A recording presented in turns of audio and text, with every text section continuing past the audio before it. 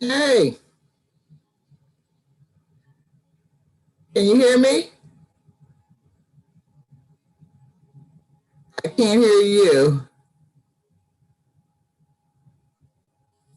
Uh, Can you hear me? yep, Yeah, okay. good. So now I realize Okay. where the problem is. Okay, perfect. How's it going? Good. How are you? I can't complain. Lots of Yeah. work. Useless. Yeah, well, that's a big deal. Oh, lots of work because a lot of people don't feel like working. And every time you ask somebody something, it's always ask somebody else. And then somebody else says, oh, I'm going to help you ask somebody else, and so on and so on. Yep, yep, yep. Nobody wants to make a decision. The pandemic is an excuse for a lot of people to and I get it, work is not their primary focus, but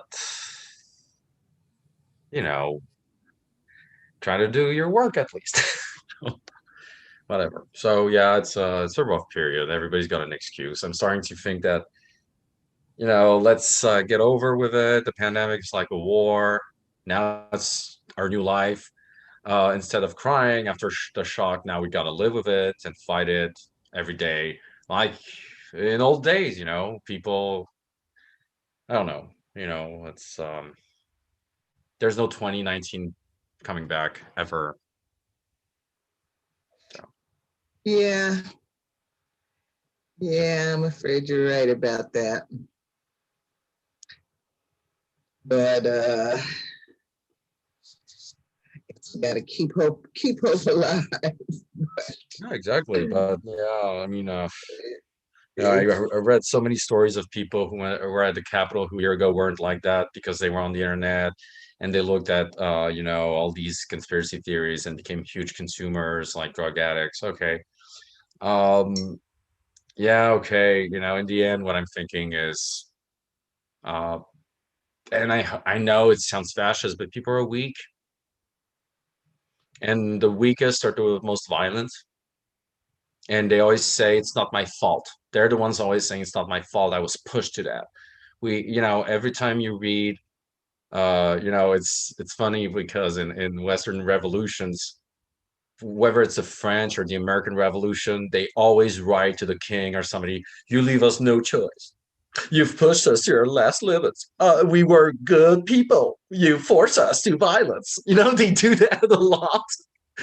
And they've done it again at the Capitol. And I'm thinking it's like our civilization has been decadent for several centuries, actually. Like, I know people think I'm crazy when I say the Middle Age in Europe were actually a great time compared to the Renaissance, where it was disease everywhere, wars all the time, 450 wars between 1492 and 1945, just Europe. In wow. school, we get like we got exams are stupid because we're like, okay, oh no, no, they're gonna ask us about the Renaissance Wars. So this king goes to the north of Italy that year. Oh no, it was the wrong king. It's the wrong king. It's crazy. Yeah, but it definitely looks like we are headed that way. Um, of course, today, the last couple of days, with what's going on in Texas with the electrical outage, and I'm sorry. and the It's not funny, governor but telling what? goldfish lies. Uh, No, what's insane is that Texas brought some windmills. So you would think it's for climate change. No, it's because they could make easy money cheap. But they don't believe in climate change. So they didn't think about, wait, we need to buy windmills that can sustain a snowstorm. And that's the yeah, problem. You can't negotiate yeah, with reality. Like, we'll do one yeah, thing, not the entirety of it. yeah. That's what I mean. That this this sickness, um, it, it it's not getting better. Like I'm starting to feel actually physically sick of hearing about Donald Trump. Yeah, no, It, we don't, it, you know, it's it's incredible to me that when I turn on the national news, they are doing cartwheels to try to keep him as the center of everything. But because he was right. You In know, the they end. flirted with Marjorie Taylor Greene for a minute, But but they're he's back right. on their favorite topic. Mm. And, you know, that's the voice that we have. And if that's, you know, I get it. He made a lot of money for people. He made people, you know, insanely rich. And that's the crap they can't give up. It's that, you know, there's something that they don't talk about is that in the past, you made money out of your audience. And that's why I'm saying, telling everybody Parler, Clapper will fail because the pleasure of these guys was to troll people, was to attack the other side. So when you're in an absolute echo chamber, you cannot attack the libs. So it will fail because you'll see, and it already started, the anti-Semites are going against the anti-Arabs. You know, fascists don't agree, and they're discovering it. Ooh. So, but the thing about Donald Trump, he was right. When he was saying about CNN, we thought it was vain. Oh, the ratings. Think about it. These companies are all saying, oh, we don't like Trump, blah, blah, blah. He was great TV for them because even the pro-Trump would look at the video on YouTube to hate on it. You know what I mean? That's still money. That's still advertisement engagement. And so what is horrible is that we're learning through, and Hollywood helped us a lot in that sense, understand that maybe early on, violence sells. So Donald Trump is violence and great TV and great drama. And I learned about Van Jones today, about, you know, him becoming a buddy with Ivanka Trump and Jared Kushner, having his Van own. Jones? So Van Jones, there's a story. The View. What's her name? The host from The View. She's a new addition, I think, or she's been here for 2 or 3 years. What's her name? Oh, I haven't watched it much lately. So Sunny? So A black woman?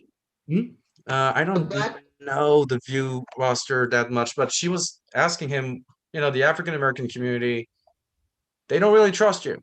And I was like, and the reason for that is that in 2017, he created an organization, a nonprofit, with the NFL to quote unquote help do things for Black communities. And he got money from so many people, even NFL owners who had dismissed Colin Kaepernick. And he actually, Rihanna even refused to be part of their show. One day they had a show and she said, I would be embarrassed. I don't see how that benefits my people. Goodbye. So, you know, getting dissed by Rihanna is it's tough. Seriously, it must be very tough. Like, so Rihanna didn't want anything to do with that. And he ended up going to the White House in secret several times over the past 4 years and became real buddies with Jared Kushner. And he's behind the police reform, the pseudo police reform of the Republicans. No, instead of the chokehold, we just beat them up, like something like that. So, and that was learned recently in the problem that now CNN is in hot water because wait, you never disclosed that he was involved so close, because you can't report on Trump and then pretend you're neutral. And he's the one who introduced Kim Kardashian to him. Oh. So, and the thing is, when Biden was elected, he cried and talked about George Floyd and all that stuff. And people just went out and say, shut up. What? So people say he's a political opportunist, which is kind of, I think Van Jones seems like it. But just so you know, I learned that day. I was like, oh. Yeah, no, there are plenty of them out there. Wow. Wow. Yeah, you should look it up. All right, Van Jones but interview. actually we are on topic. It may not seem like it, but this chapter takes us into starts out talking about a lot of the politics around the HIV/AIDS situation at the international level. So let's do our introductions, and I'll start by saying I am Logan Michelle Odom, located in Brooklyn, New York. And this is the book. We are coming close to the end. We've been at it for a long time. I'm ready to be done with it. The Coming Plague, Newly Emerging Diseases in a World Out of Balance by Laurie Garrett.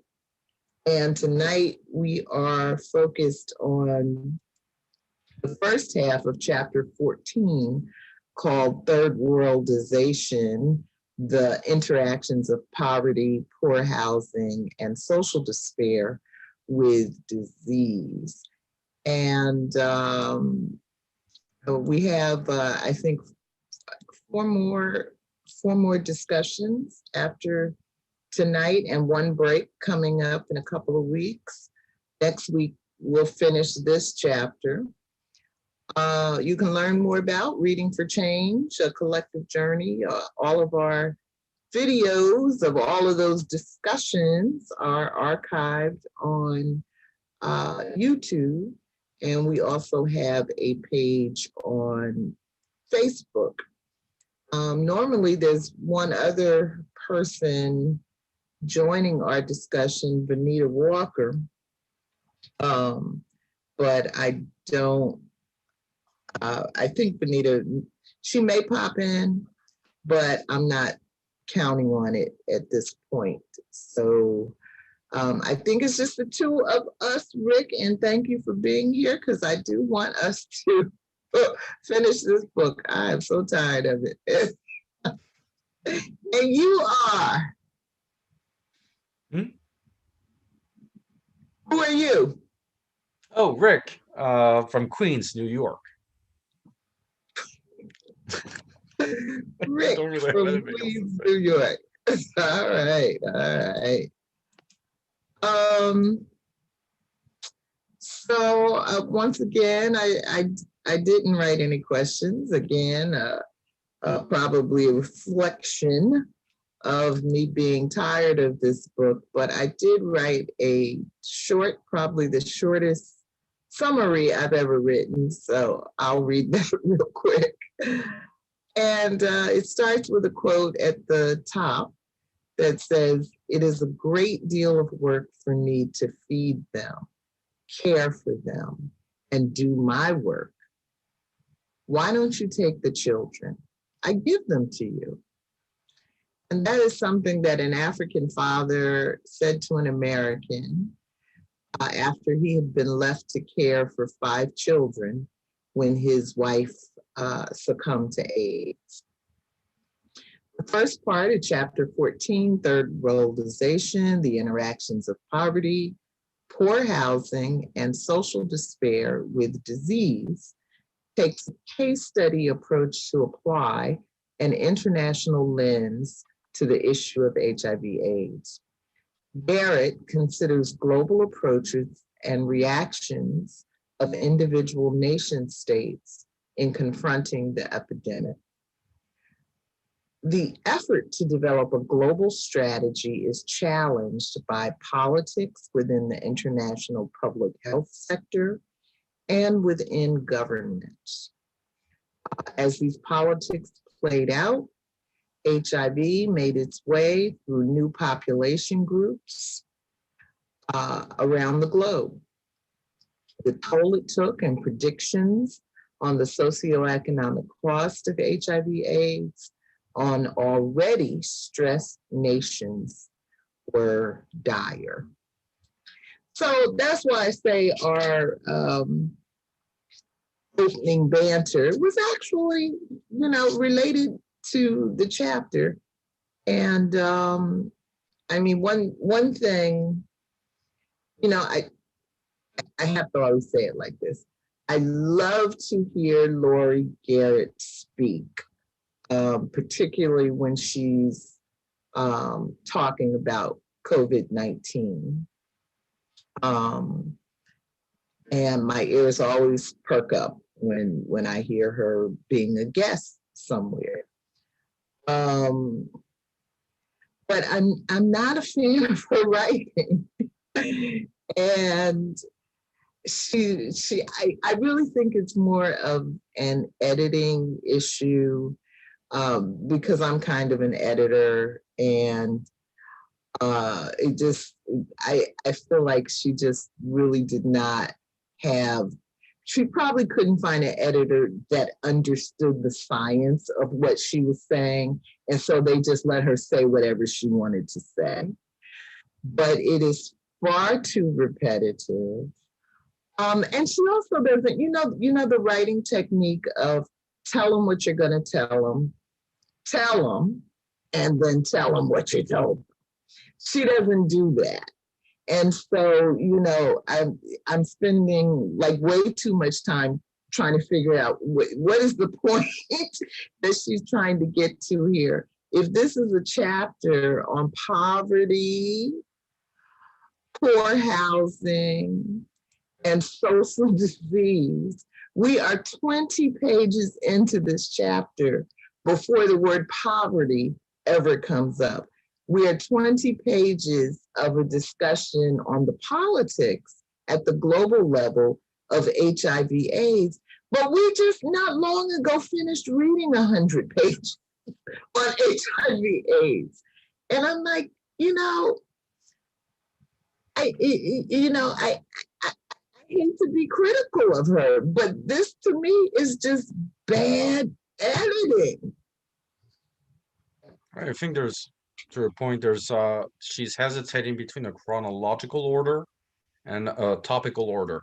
So HIV, for example, she talked in length about how it appeared, the social politics when it started, but also the disease itself. Then we come to this chapter, which is pretty much what happens when the disease is endemic and is everywhere and affects a lot of poor nations, mostly because no detection and the disease, it's really whatever.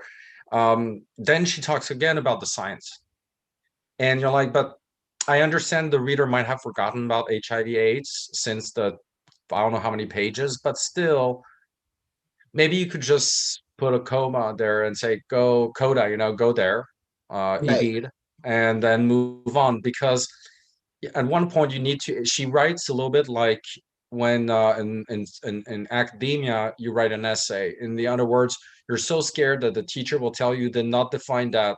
This sentence is too vague, that you over detail before you get to a point. Mm-hmm. It's not always even fit for the academia, because at one point redundancy is also something they don't like.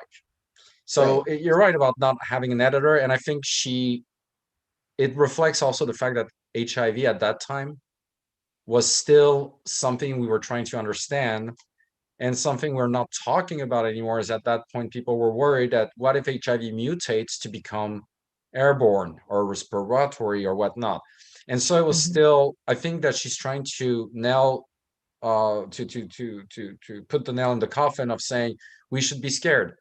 But because I think what she was worried about is that people already were living with HIV, not the people who had HIV, but people who didn't have it, tended to believe it was a homosexual disease still in the 90s, even 2000s, or that if you got it, it's because you must have been nasty, sexually, which is, again, not the case. It doesn't matter. So, yeah, I think the book is looking for its conclusion and can't find it because at that time they didn't know.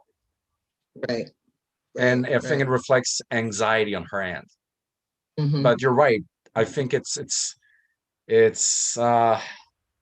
starting to be very redundant, and the poverty part of this chapter, I believe there's something that she does not address, is that HIV/AIDS has become, after the first shock in the Western world, we discovered we could control it in a way, circumspected. It became a weapon for white people to dominate Africa again. So through Mm-hmm. charity. And remember the Fauci-Bush plan? It favored abstinence as a method of contraception, which goes okay with some religion there, but still, it's not a concrete and realistic way. But Mhm. it removed contraception, not Mhm. abortion, just contraception from the deal, like Mhm. distribution of condoms. So it's political. It's a way to say you got to stop having sex. And what is very interesting is that in Europe as well as in America, there's this idea that Africans have a lot of children. Okay, why are they only 650 million for a continent the size of 3 times Europe when Europe is Yeah. almost a billion? Mhm. Why? So, at one point, I remember somebody saying that the toll of HIV might be in the hundreds of millions, but we don't know it because how many children died in the first 6 months in areas that were remote from any major hospital in Africa, and people just Mhm. buried their children. Mhm. But they were Mhm. born with mothers who had HIV and didn't realize they had it, and these mothers would later die. And when that father says that to the American, the father knows he's got it then. He knows his children might get it. What's People would be like, oh, he's so insensitive. No, wait, my children are going to suffer and die with me. Take them to America, where at least if they die, they'll be in a bed. It sounds Mhm. crazy, but this is what poverty doesn't do to you, but does to the people who benefit from it. Is that in the end, it's Yeah, a power trip. but even in the earlier chapters, Mhm. um, she goes into the politics of the poverty, the the housing, the impact of war. She goes through a lot of that in basically every chapter. So I don't know. I guess, like I said, I guess I'm just tired of her. Mm. Because by the time I get to this chapter, I'm like, I'm really struggling to see, what is novel or different or interesting about this chapter.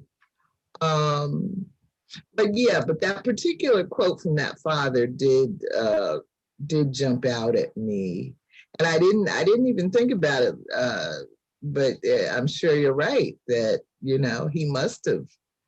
must have had it at that point, and so often, right? It was the husbands who were working, off in some camp somewhere that were bringing the HIV back to the wives in the village. So And he could also, well. there's something people don't ever address that I learned when I was in Southeast Asia when I was a kid. You know why they don't use condoms? What is it written on the package? It needs to be in a certain temperature, stored at a certain temperature to be efficient, to protect. Otherwise, it's rubber. It will, with high heat and humidity, it will go wrong. So when they were trying to distribute condoms in the rainforest and stuff, it ended up being dumb because those were not designed to survive these conditions. So people would get like a box of them. Of course, most men didn't want to wear them, blah, blah, blah, but still, if they had to use them, most of them would have been defective. Wow. So, people, this is the thing about healthcare. It takes fridges, it takes storage, it takes trucks, it takes a whole Well, yeah, and all infrastructure. of that is becoming is an issue right now in Texas, right? Yep. With the COVID-19 vaccine. I always remind people I work with that in order to, your medication can be the most beautiful in the world and save a million lives. If you can't figure out how to manufacture it and get it to the patient, nobody's going to prescribe it. If it Mm-hmm. takes 6 months to get to a patient who is dying, the Mm-hmm. doctor's not going to do it, and the patient's not going Mm-hmm. to wait. Mm-hmm. Mm-hmm. So, and that's the thing that most people, I always say, cemeteries are full of people with incredible ideas. So, always, this is, I love the image of the Buddha when he was tempted by their version of, not Satan, it's the demon of chaos, the illusion of sensuality, sensation.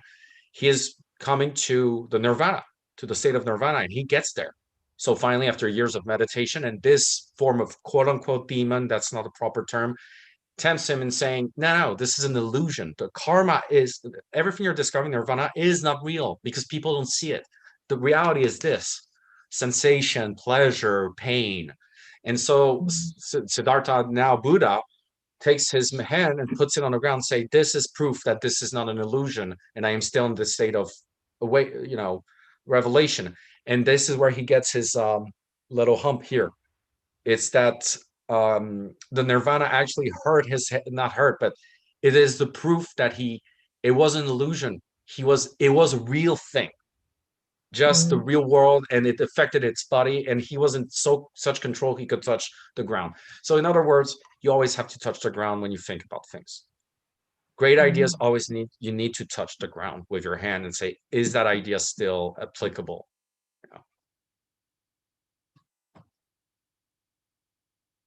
Michelle?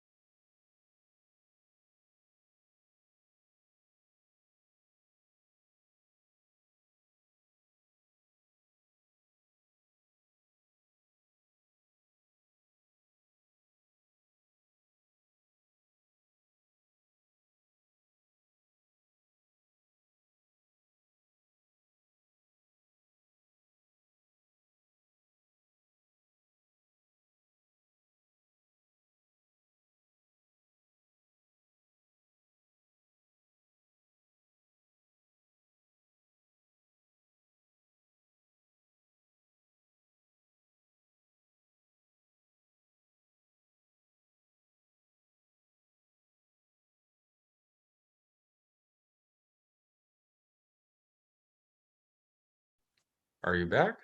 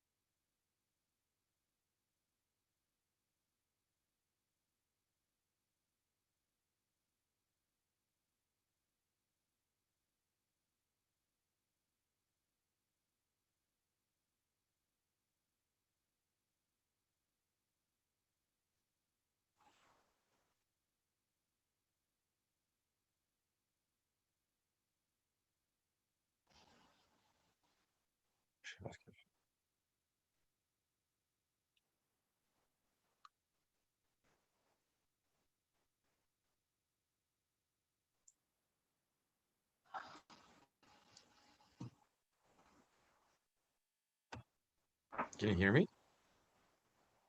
Hello? Oh, yeah.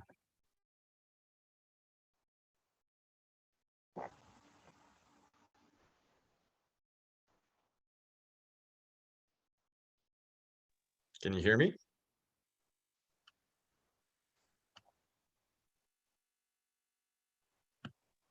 Hello? Can you hear me? Yes, I can.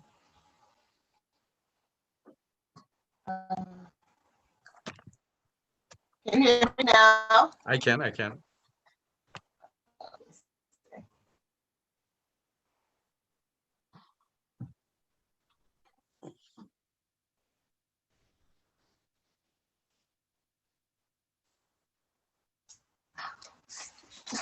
I can see you and hear you. Can you see me and hear me? Uh,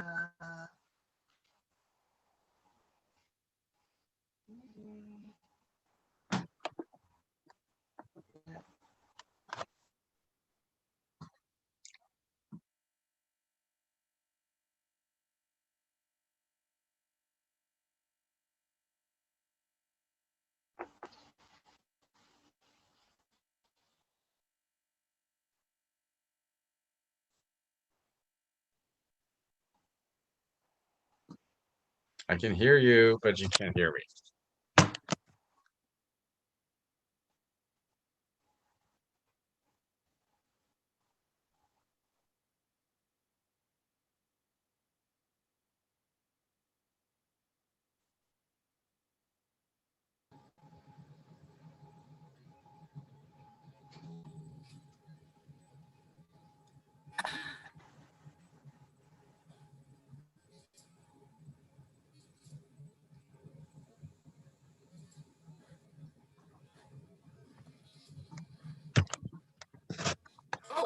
I heard something. Oh, you hear Can me? you? Finally. Yeah. Can Great. you? But you can't see me, right? Right. There are two of you, just so you know. Okay. I think that maybe that's why you have two of you logged in. Uh-huh. I'm trying to You can maybe exclude one of them. trying to get rid of this one. Ask to start video participants. Now, which one? I don't know which one is the real me. Co-host or host. Ask to start video. Okay, but you can hear me Yes. And I can see you. and you can see me. Okay, there's this one down here that I'm afraid to get rid of it Oh, let's keep on going. because I kicked my brother out of Zoom one time because he was showing up twice, Oh, and then maybe, yeah. he couldn't get back on. I mean, it was a mess. So Yeah, let's not do that then. so yeah. So well, I haven't been kicked off of Wi-Fi in quite a while. So anyway, we're back. We are back. Oh, I don't know what happened to the recording. Let me see. Okay. Oh, Now it works. that one is gone. Okay, good. All right. So where were we? I don't remember. I think it was ranting as usual, but Well, um, but I guess the point is that, she's trying to focus on the politics around HIV, AIDS, which were absolutely, um, a key component of how this country and other countries responded to the disease, and it's a total parallel to what's going on. That guy's picture that I included in the agenda, Jonathan Mann, what was his title? He was the WHO global program on AIDS director. And after he got pushed out of that, he ended up at the Harvard School of Public Health Global AIDS Policy Coalition. So you had all the jealousy going on among public health officials within the UN, um, wanting to know, why the U.S. Was getting this sort of special prominence within the WHO system. And even though, the policies at home in the US were, totally reactionary and not what Jonathan Mann was promoting. So there's just all of that kind of stuff. And we have it within COVID, and all of it just makes me feel like, as a species, it's as if we can't learn. I think this is where I don't like how I think she doesn't find a solution because she doesn't realize that diseases are weapons. And public health is a weapon in politics, especially during the Cold War. Let's say you have HIV. This country is desperately in need of help. This country has a history of working a little bit with the Soviets, a little too much. The Soviets don't have the technology or the means to build that hospital there. If we have access to your uranium mines and you dismiss any business dealings with third parties with the Soviet Union, we'll help you. That's what people don't understand. When the United States in 2004 did their HIV African plan, you know who realized who they were attacking? We did, the French. Because of Iraq, they were taking over our imperialistic zone. It was revenge. In France, the media said it immediately. Yeah, their plan is kind of a revenge on the French because, like, oh, we're going to use public health as a weapon to take over your areas of power. Ivory Coast, Senegal, forget about it. Mali, Rwanda, forget about it. The French, it's over. Well, it's not. But Rwanda, for example, a few years later, moved away from the Conference of Francophone Countries, which is an international conference of 192 countries that have French as a language. So it includes Canada, includes Indochina, but ex-Indochina, but Cambodia, Vietnam, but most of them are gone now. They're no longer part of it. People are leaving one by one, and they're entering, in turn, the English Association, the Anglophone Association. So public health and so you don't care about the HIV people in your country because it's that's the horror of politics. If there's a problem people can ignore, I'm not going to treat it.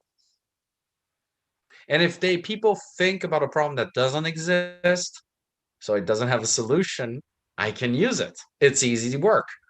Propaganda, lies. And that's what Trump understood. Wait, let's fix problems that don't exist. Because problems that exist are unpopular. and so even if they're reactionary in the US, they use that HIV position at the WHO to have leverage over other nations. And also, why do they have such a presence at the WHO? It's the UN. The battleground between two blocs, the Soviets and the Americans. Remember, the only time the UN allowed a military intervention was Korea, and that day they had in New York the Soviet representative that would have vetoed the intervention. They found a way, the CIA, to make him stuck in the elevator and get him late on the cab through New York City so he wouldn't vote. It's a true story, and that's the only time it happened. Since then, each time there's a revolution, let's send some troops. No veto, because there's always China or Russia or France or the United States going to say no. So it's the UN is actually not about peacekeeping. Things people don't remember is that the 5 permanent members of the Security Council are the 5 major weapons manufacturers in the world: France, the United Kingdom, the United States, the Democratic Republic of China, and of course, Russia. AK-47s, AR-15s, FAMAS for the French. Our weapons are everywhere. The Mhm. UK weapons are used by ISIS. Mhm. Al Qaeda prefers French weapons. It's of course we didn't sell them. We sold them to other guys and they disappeared. And it's a horrible world. But what I don't like is that the people are not cynical enough to understand how it works, because it's not about fix. If you can ignore, like in the Middle Age, people were dying by millions. You know how you fix it from the disease? It's punishment from God. You must have done something wrong. Oh, you're right. All right. God must hate us. What have we done wrong? Good. You're not looking at me. The landlord, great. The priest, great. You know, it's always been the story. And COVID, what we're learning is that people tolerate that there are more people that died in a year of epidemic in the modern era of the United States than have in 5 years of gruesome combat in Europe, the Pacific, Asia. Yeah. These guys went through Iwo Jima, and still we got more casualties in 1 year. And you're like, the Second World War was for pussies. Yeah. Yeah. It's Yeah. crazy, right? Insane. It is Say so, crazy. And we're gonna have more than the Spanish flu. How is that possible? the politics. Stupidity also, because in the past, here's what was the blessing of people in the past. When people, and I thought about that watching the Shang-Chi Redemption again. This movie would be impossible today because there's cameras in the cells. You know, when they take the packages from the laundry room, impossible, cameras. At that Mhm. time, even prisoners had a little freedom. Oh, Mhm. it wasn't a lot, but it was enough maybe to make something out of it, like in the movie. It took 50 Mhm. years, but still, you know, there Mhm. is hope. But Mhm. now everybody's watching everybody. And honestly, I'm starting to be fed up of people filming, even racist people, because here's the thing: we need these people to be prosecuted, not filmed. We need Yeah. justice to happen, not the media to take over. The guy gets fired, and so what? The guy's still out Yeah. there being a Right. racist and going after people. And now he's going to be even more pissed. So he's even more dangerous. Right. So, it's like we need to, like, nobody during the Me Too movement talked about legislative reform. For example, how do we redefine the way we prosecute rape cases? Because you can't use the old material evidence. Oh, we have the gun and the corpse and your fingerprint, so it's you. In rape, it's not coercion, it's not always violent. Coercion can be through blackmail, through threats. It's not always, and it's always 75%, 74% of rape cases, depending on studies, 74 to 80%, are people in the inner circle of the woman, Mhm. family, friends, colleagues. Mhm. So it's never through pure violence. Look at Bill Cosby, it's rape, but it's not violent. Mhm. No witnesses he fought, but women Mhm. know. And so what I'm saying is that not a single person came up with the idea we need a new bill that changes the way we prosecute these cases, and we need a federal ruling so that we don't have states saying, "Oh, in our rule, a blowjob is not rape if the girl had drunk," the stupid stuff like that, and anti-constitutional and whatnot. But no, and the reason for that is I think a lot of people. It's been a long time since people have believed in politics because they don't understand politics. And by that, I mean they don't understand what a republic is, what a dictatorship is, what are the differences. I remember so-called left wingers from the Z generation talking to me and say, but I never got the definition of fascism, communism difference. Like, what's simple? I mean, maybe it's because of friends, but in friends are teachers when we were 12 years old said, here's the list. It's on the left, they're against the parliament. There's one party only for both. But one place is the individual and the strength of the leader. The other party is we all work together and kill bourgeois. And so and kids, we would learn these tables by heart. So that when we would vote, we know this party would kill people, this party, no, this party sucks. Yeah, that's why I've really been thinking, whenever we make it through this book, um, I think I'd like us to read something related to authoritarianism, dictatorships, Do I know something, exactly the because book? Wait. you do. Wait. I'll go get it.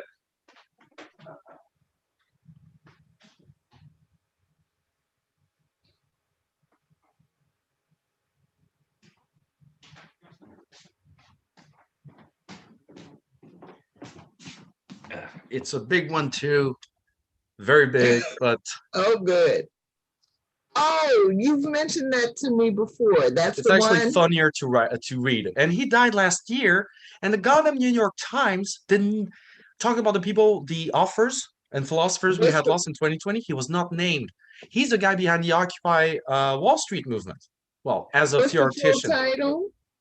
Debt, the First 5,000 Years, David Graeber.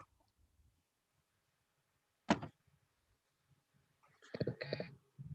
And just a sneak trailer, the whole book starts with the myth of barter. The whole myth behind liberalism as an economic and capitalism system is that in the past we had barter, and it was tough. How many cows is worth this amount of corn? We're stupid people. We're stupid. The myth of before they were stupid. Now we men of the 18th century. Adam Smith's Mhm, brilliant. The usual. mhm, We mhm. were Whigs. So, Okay. Okay. and what he I'll says is look that at it. it didn't start like that. It actually started, and he says if you look at what so-called primitive nations, and he says it's not primitive, but let's look at those nations that did not share a coinage system. He talks about the fact that every civilization was about credit. Every powerful civilization at the top of their power was all about credit. The moment of Mhm, decadence and war and slavery, he notices in different eras of history, slavery always comes back when coinage becomes the norm. mhm, mhm, But before it's credit, and he talks about ancient Egypt, where you learn a lot of things also about the African nations and the slave trade. He debunks a lot of myths, and talks about how actually people, it's even you can the credit is well. What he tries to say is that in many nations who didn't know capitalism, saying thank you was an insult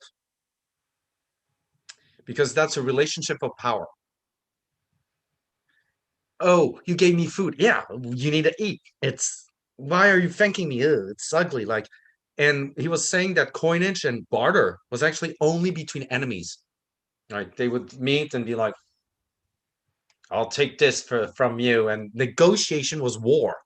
It was a war thing. It was to prove your might as a warrior and look at the other enemy and say, "I'll take 3 of your pigs." And then they came back and say, "We got 3 pigs and we gave them, stuff that's useless to us." But the other guys felt the same thing. How we have so many pigs? That's enemies. And what he says is that when you have a society based on coinage, everything is no longer a whole computer or a whole service. It's something you divide. So how do you divide it? By time, by measure. So that's a whole industrial revolution. But more than anything, how do you know the worth of a human being?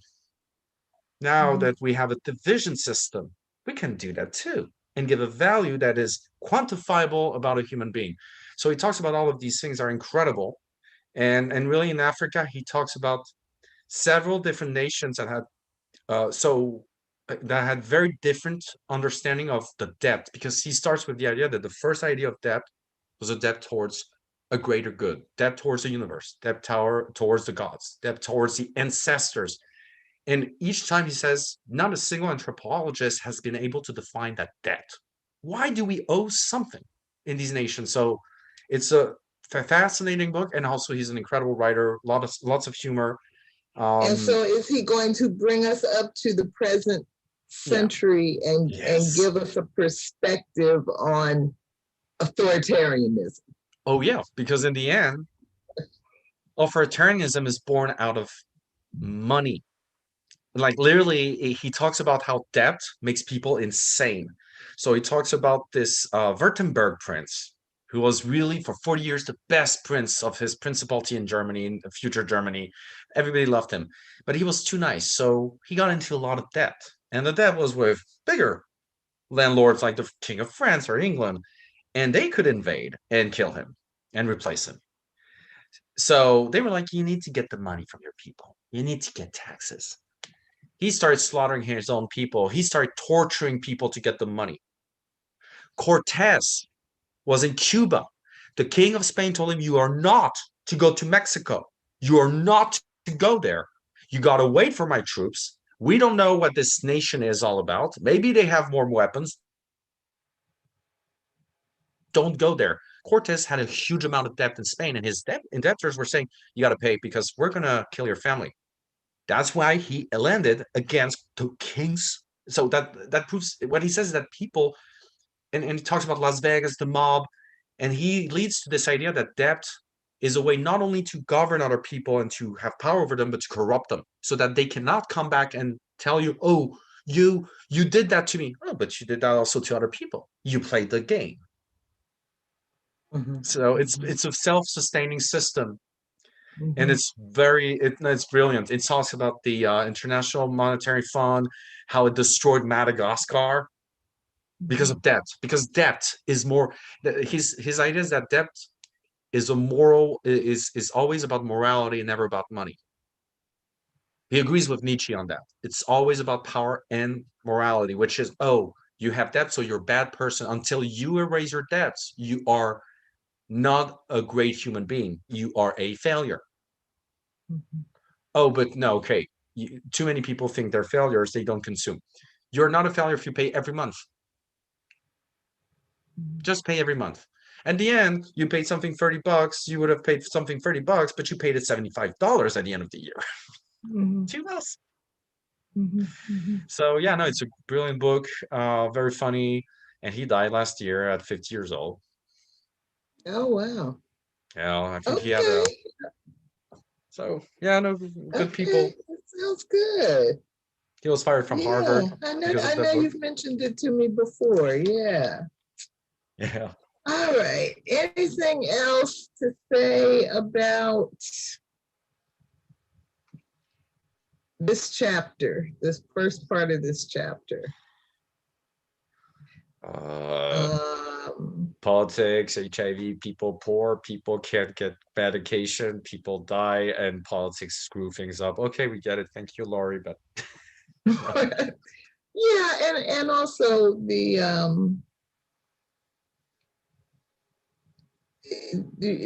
as far as HIV/AIDS goes, in she's focusing at this point on certain African countries.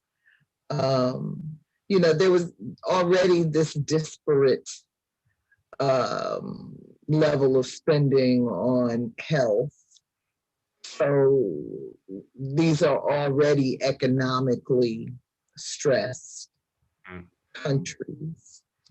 And so, it's just the added crushing impact of yet another disease to try to cope with. And again, I hate to keep making parallels to COVID, but of course we are in the middle of a global pandemic. Um, and one of the things that I posted just a little while ago on the event page for tonight, um, it's just a brief snippet of a podcast where they're talking about the impact of COVID and poverty on underdeveloped countries, and how if we don't figure out how to equitably distribute the vaccine, then as you said at the start of tonight, we're never going back to Oh no, we will the go back world to as we no, knew it. but we will go. This is where I'm astonished by journalists who don't. It's like you have it one journalist about society, one about Africa. They don't work together. No, it's gone. Africa and South America are doing well because when I learned that the Russian vaccine was confirmed to be efficacious, They're already sending it with the Chinese Sinovac everywhere in those countries. And that means that the United States are dead. That means that the New World Order has appeared. Russia and China will rule our world after COVID. Because again, public health is a weapon. Before, Americans had this leverage. Oh, we can get you vaccines. But this year, the Russians, 6 months after it started, had a vaccine that we all said, because we didn't have the data. But now we know. Of course, it was irresponsible to distribute it before the data was available. So now the Russians can, and that vaccine doesn't need super expensive fridges. Oh, so they came up with something good. Something that can be at normal temperature, even in Africa. Wow. So that means they're already shipping Senegal, Ivory Coast, and even Germany's talking about getting some of them, which means bravo, Putin. Yeah, I know he's an authoritarian man and very dangerous, but he's conquered the world. He's done it in a matter of barely 8 years. Wow. After the Olympics. And that is very frightening because America was not necessarily a good partner, but because of the public, because of the press in the United States, and because of the people, when they were aware that the American government was screwing up the French or the Israelis or the Senegalese, some people would intervene locally and be like angry and go on television, and the government would back down. But with Trump, we learned that nothing of that matters anymore. They didn't have to follow that. And also Russia doesn't have that. So if Russia screws this nation up, like nobody talks about Syria anymore. You know they've raised the country, right? There's hundreds of thousands of casualties right now in the Turkish area of Idlib. So Turkey is actually doing a great job there, even if that means excluding all the Kurds. But the Sunni are protected. They have 5 million people on their, so they're annexing, actually, they're conquering Syria because they already have their school system. They connected their energy grid to the north of Syria, Turkey. And Idlib alone is 5 million people. They say that if the UN or anybody tries to intervene, or the Russians trying to remove them, it will double the number of refugees that Europe already has. Just that city alone. And they're right. It's 5 million people, refugees, all refugees. And we don't talk about that anymore because We don't talk about anything, yeah, right? it's serious. Like it's, and people say Trump took away all of that thing. That's not true. Even before Trump, American television never talked about these things. Never. Everything that requires to think and to look at both sides. Americans don't like ambiguity. Like, Beast of No Nation is not a popular movie in America because it's ambiguous. That child is innocent and is not innocent. But it's not his fault, but it is his fault. Oh, I bug. Yeah, well, no. That's reality is not easy. Even Idris Elba's character is not black and white. It's not that easy. It's a shade of gray. And I think that's what people don't like. Like Michael Jackson is a genius, but he could be also a kid diddler. Yeah. The music of Beethoven would make, it's incredible. He was a horrible human being, which tells you something about suffering and pain. Horrible human beings are also in pain. But in American society, things have to be in good or evil, right or wrong. But nothing's like that. I wish Venita was here so I could fight with her.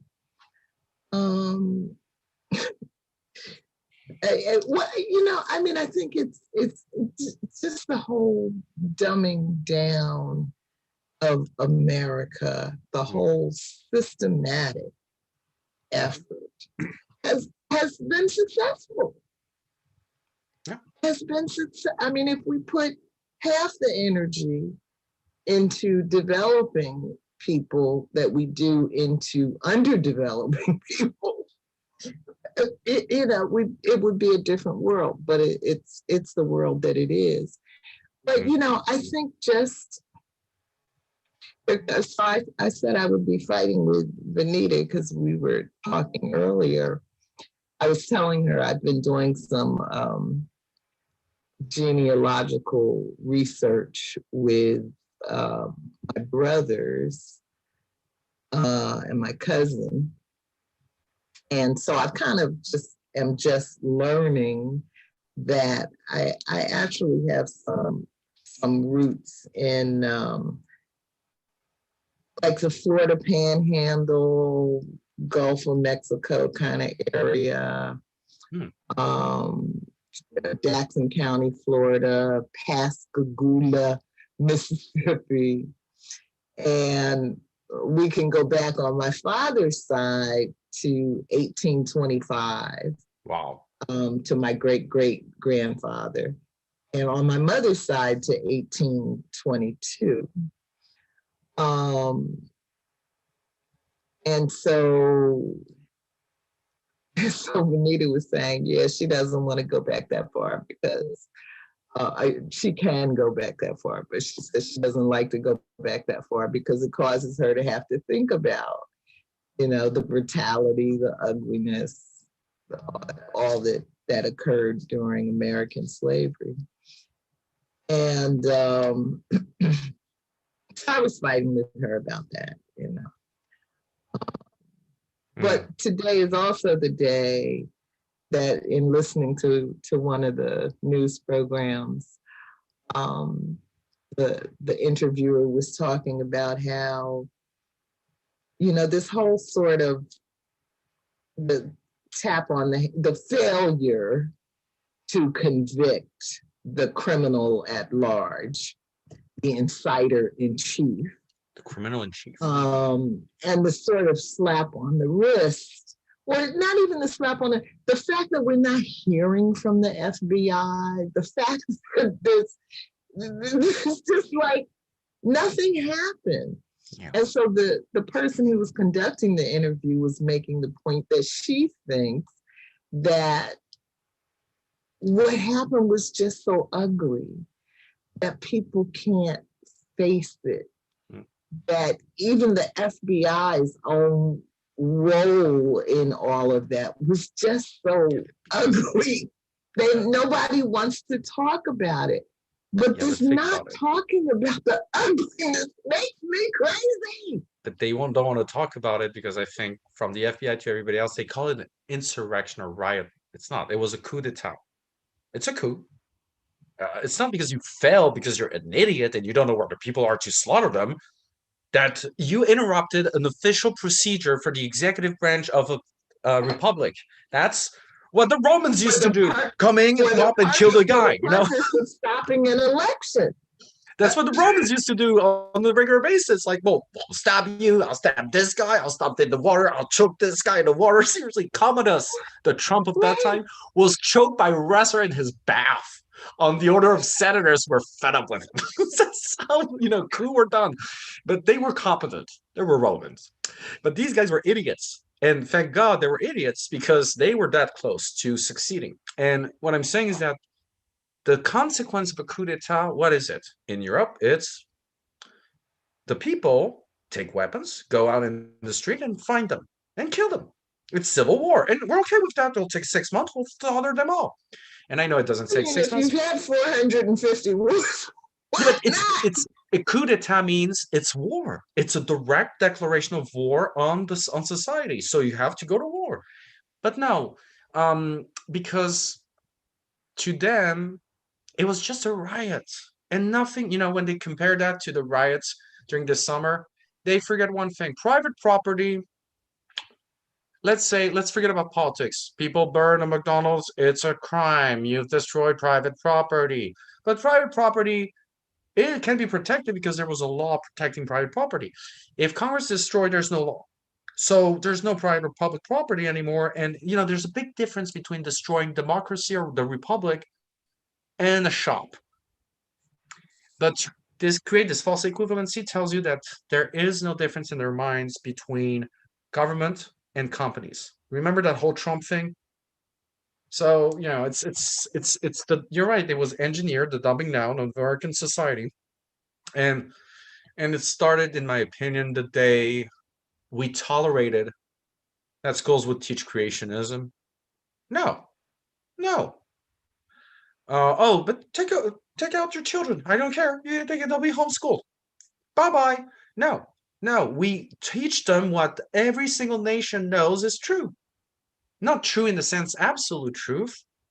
No, we won't do sex ed based on your chewing gum if you have sex and you move from one guy to another. No, we'll tell them what a condom is, how to use it, and when to use it with contraception available. No, they talk about this war on science. It's not new in America. It's Americans always hated science. Remember prohibition? I know alcohol is bad, but the arguments of the prohibition partisans were religious nonsense.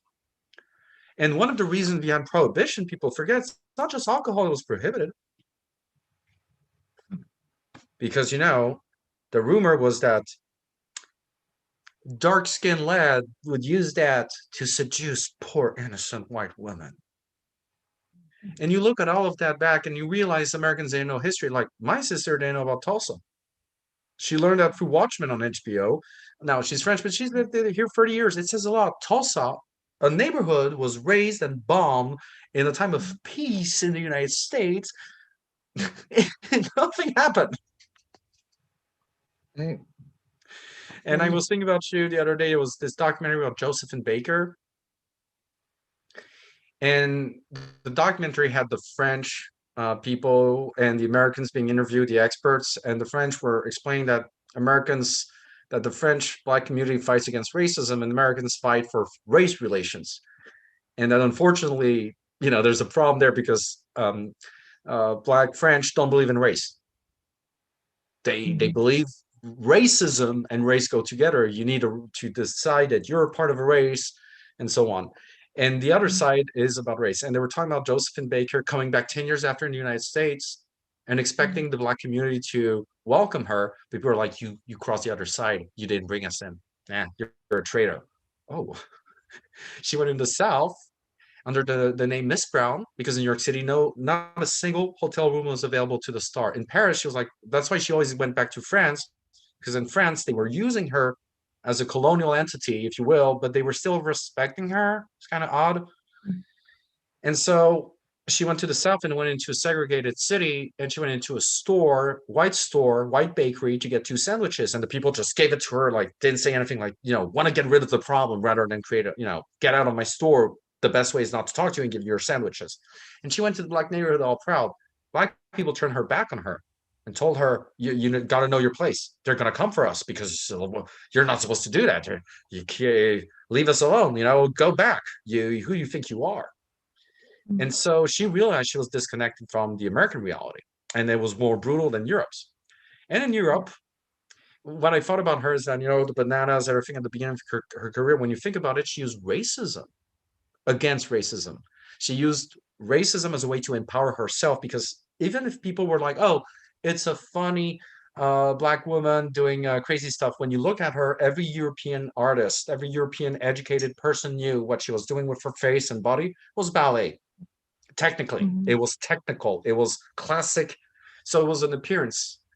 And so she used that, and then later she used it for another cause when the Nazis were like, we want to see that Black lady come do shows with us.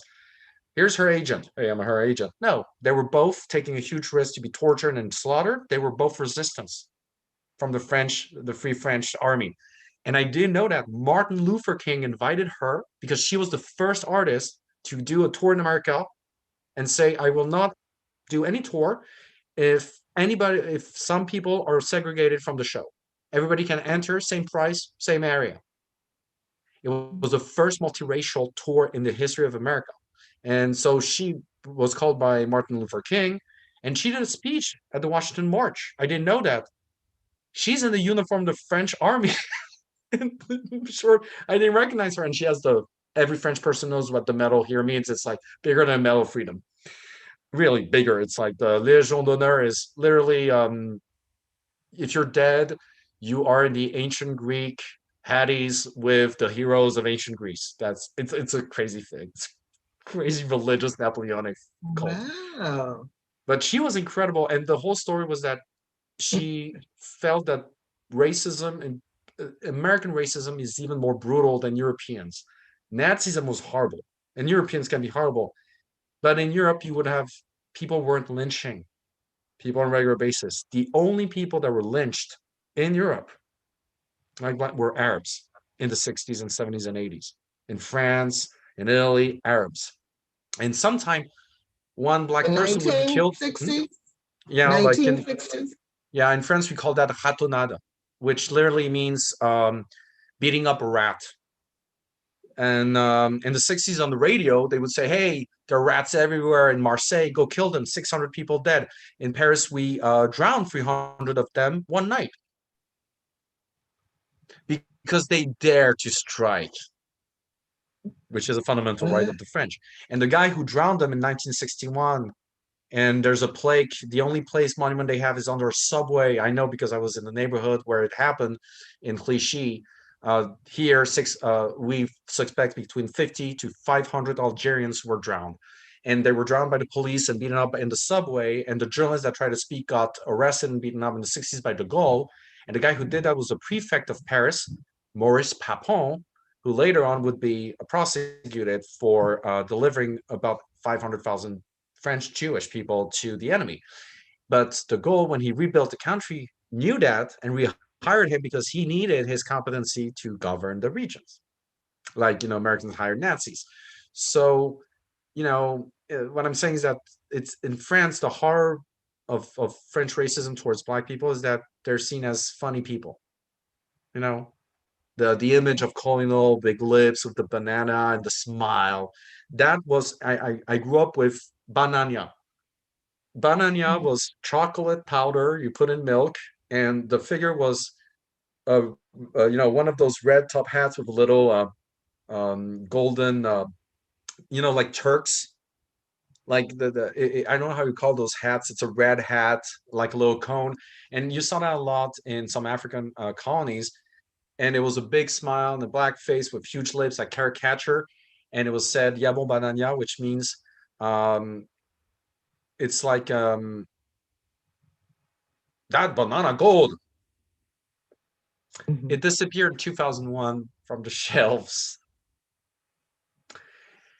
The slogan was changed in the 2000s. Can you but it was, and people would say that's racist. No, it's just come on, it's not racist. It's just it's funny. It's funny. Nobody, everybody knows it's not a black person and a real black person. You're like, yeah, okay.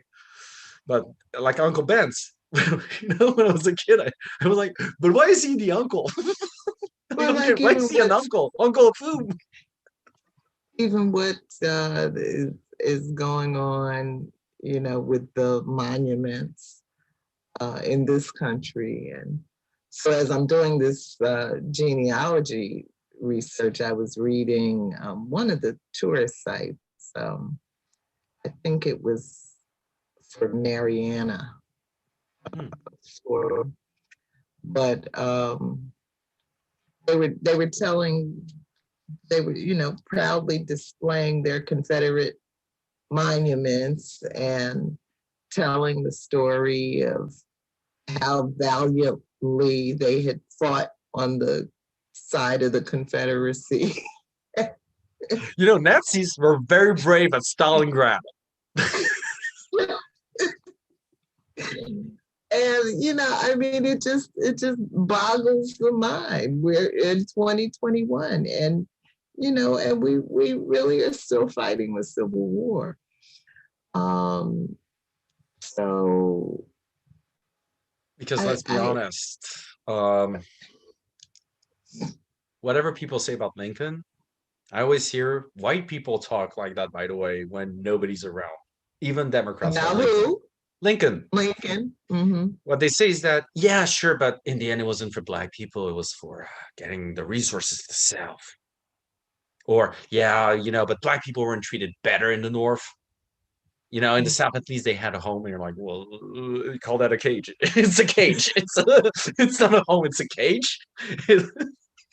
You're not allowed to improve the cage. You're not allowed to say, "Hey, owner, I'm gonna buy a new house." What? How do you talk to me? Right. So, and you hear that a lot, and it's astonishing that to this day I still hear that from people. Like Yeah. like people say when immigrants from Africa try to cross the Mediterranean and die. People say, "Yeah, but I know it's hard, but they made a choice." Says the person who pillaged their bananas and cacao and uranium at low price. It's a choice. Give them back their resources. They'll stay home. Right. right. But our home is a desert full of weapons killing each other and AIDS and Ebola. You, oh, I'm gonna stay and improve my country. Fuck you. I'm not. Yeah, but I mean that's the thing, the level of ignorance, the, and refusal to the will learn to history, judge, to the look need. at the truth. Huh? It's also the need, I think, people to feel intellectual by stating that emotion is never legitimate. So they try to pretend that, look, I'm a little subversive here, but they made a choice. Yes. So you made a choice to come, if I beat you up, you made a choice to not, to get beaten up by meeting me. In the end, everything's a choice. So Right. nobody's to blame. And it's always the same reductionism. And I think it's Mm-hmm. because people are very scared of having to change their little habits. So, for example, how aggressive people go towards vegan people.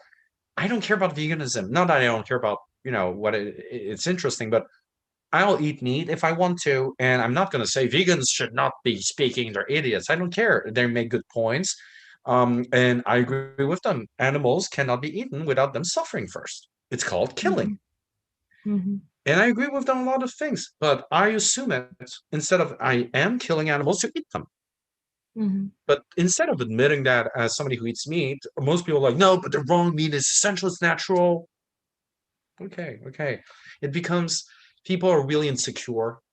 And so they want to dismiss everything that they think is going to be a threat to their mental stability. So when you tell them your history, your world, the White House was built by people that you thought, not okay, everybody agrees slavery was horrible, but remember one thing, there's still this myth that slavery was horrible, but because black people were not educated, they couldn't revolt. Mm-hmm. That's a white myth. We revolted because we're a civilization. We know when something's wrong. And this idea that they're pets is Mm-hmm. still, how many so-called progressives that are now on the far right started by, the blackface era of the 90s and 2000s. That was not the same as in the 50s. That was supposed to be a tribute to these artists or a criticism of racism. Yeah, but it's really interesting when white people alone do criticism of racism, talk about black experience, wear blackface, and pretend this is edgy. Because it sounds like you could denounce racism in a comical way differently. And it's always this idea that black people are like mascots or like black people precisely, not people. Black people, there are certain expectations about them. When in France, the movie "White Man Can't Jump" was the title was changed because it's illegal to have a title like that in France. You're not allowed to say the blacks do this in an article. You go to jail. You get a fine. People of black skin color, people of Jewish confession, people of Islamic confession, and if they're French citizens of Islamic confession, French citizens who have black skin, you have to do the full expression in official documents because otherwise, and you can't do it in official documents. You cannot talk about black, religion, never gender. All of that is illegal. You are not allowed to have a list based on race, physical features, but the surprising thing is that in France there was a contradiction. Your resume needs to have your picture, and you used to ask for your marital status. So gay people and people who were called Mohammed Merkouche with an address in the suburbs never got a job, even if they had the diploma behind it. So it's strange to see how in the end in both countries, France and America, racism is still about thinking that black people need our help. It started like that. It doesn't start with hate. Yeah, and you can't, as my mother would say, to force a man against his will is to leave him of the same opinion still. You know, I don't know. It just feels to me like, I don't know, what are there, 7 continents? There are two where nobody wants to live for obvious reasons because penguins. and You polar know, bears. That's it's it. just, we used to all have our own space. Mm, not really. Think about it. Like, um, It there's just one thing. feels like there's got to be a way to divide up this world so that people who don't want to relate to each other don't have to, because it's it's just this is insanity. But I think it's because again, people want to relate to each other to of all philosophers in politics, there's one who identifies something more profound behind the social contract. The need to have somebody you can hurt on the spot and hurt in ways that are illegal. So for example, domestication, you know how it started with animals. They discovered that recently in the past 20 years, thanks to the Ainu survivors in Hokkaido, nation that's very odd in the sense that we don't know really where they come from, if they're Indo-European, Asian, African. They have features. They came on horses, and they were slaughtered by the Japanese the 19th century genocide of about 500,000 people, uh, a colonization of the island, and they're Aboriginal people technically, and their women are known to all have a very complex tattoo in their genitalia. It's part of the ritual. They have it, and it's an art that's studied by anthropologists because it's a fascinating nation. They had bears, domesticated bears, the only nation in the world with domesticated bears. And the reason for that is that they needed bears on the spot to sacrifice them during the religious, and they had the bear sacrifice till the 90s, but then they stopped like killing a bear from doing sacrifice, and that gave a clue to anthropologists. We started raising cattle not because we needed meat. We could go hunting for that, but because we needed some animals on the spot if gods needed us to sacrifice them. We couldn't just go run in the middle of nowhere and try to find 40 animals. How about we raise them? Then we can take them out and every 6 months, every full moon, sacrifice to the gods to have good crops. And they noticed the same situation. And that makes sense to them in early civilizations. Cattle, what was odd, it was always one or two animals only, and not that many, not enough to feed the village. Or so now they know that over time it was corrupted into mass production, because what happened in the Roman Empire was like that. They needed animals, or the Egyptians, the Greeks, to have great sacrifices. And the new leader of the city of Athens, Pericles, when they arrived, were like, let's have a Holocaust. That's where the name comes from. 100 cows slaughtered on the Parthenon grounds. The problem is that how do you get 100 of such animals to show that you're a great man to the people, and you need to invest.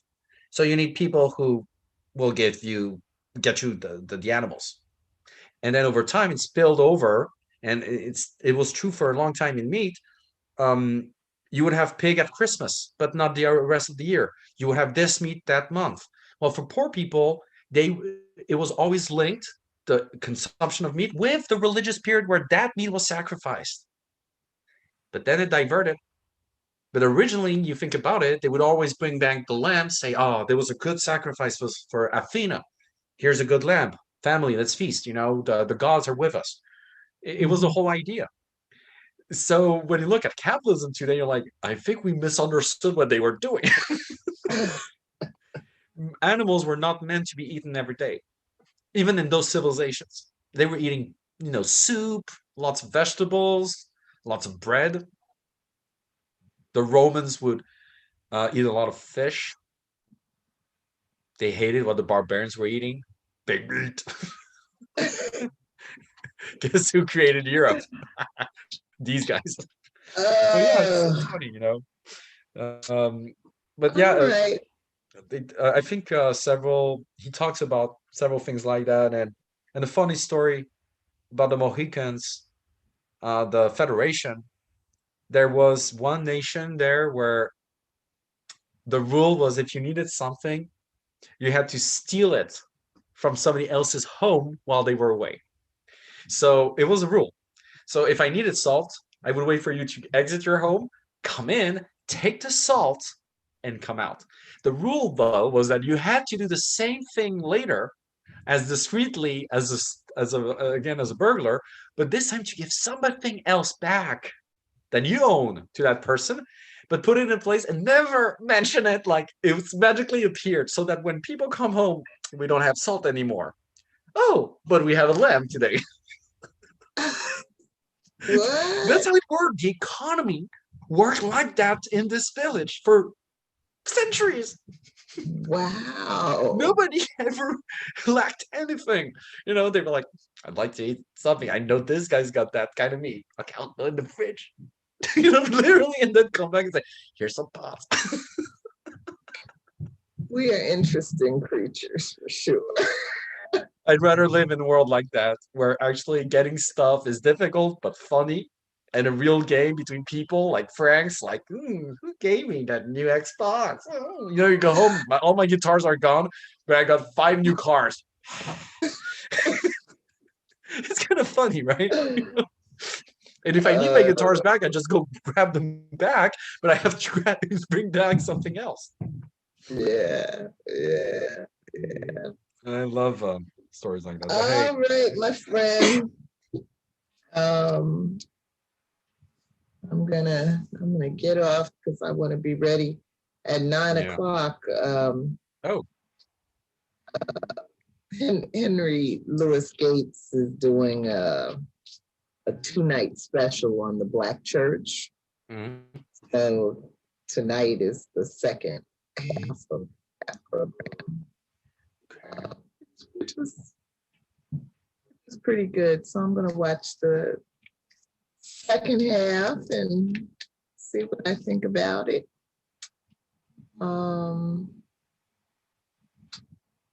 And what else? That's it. So, but I'm going to look into this book, the debt, the first 5,000 years.